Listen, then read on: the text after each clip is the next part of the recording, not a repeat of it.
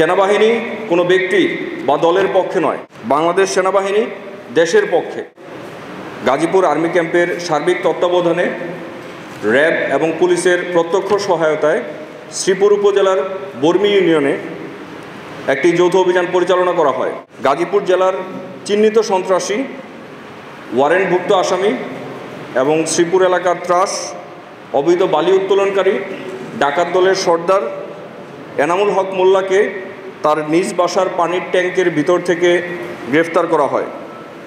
একই সাথে এই অপারেশনে তার আরও 6 সহযোগীকেও গ্রেফতার করা হয়।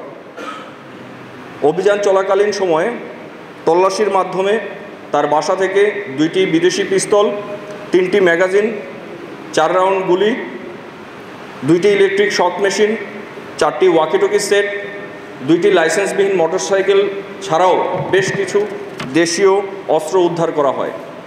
অত্যন্ত পরিতাপের বিষয়, একটি মহল এনামুল হক মোল্লার গ্রেফতারের বিষয়টিকে রাজনৈতিক রূপ দেওয়া সহ উদ্দেশ্য প্রণোদিতভাবে ভিন্ন খাতে প্রবাহিত করার চেষ্টা চলমান রেখেছে। সেনাবাহিনী কোনো ব্যক্তি বা দলের পক্ষে নয়, বাংলাদেশ সেনাবাহিনী সবসময় ন্যায়ের পক্ষে এবং অন্যায়ের বিপক্ষে। বাংলাদেশ সেনাবাহিনী দেশের পক্ষে। যারা এই ব্যাপারে অপপ্রচার করছে এবং অপপ্রচারের প্রশ্রয় দিচ্ছে, আমরা মনে করি এদেরও কোনো না কোনোভাবে সন্ত্রাসী কর্মকাণ্ডের সাথে সংশ্লিষ্টতা থাকতে পারে। সে বিষয়টিকেও আমরা গুরুত্বের সাথে খতিয়ে দেখছি এবং উপযুক্ত প্রমাণ সাপেক্ষে তাদের ব্যাপারেও কঠোর আইনানুগ ব্যবস্থা গ্রহণ করা হবে।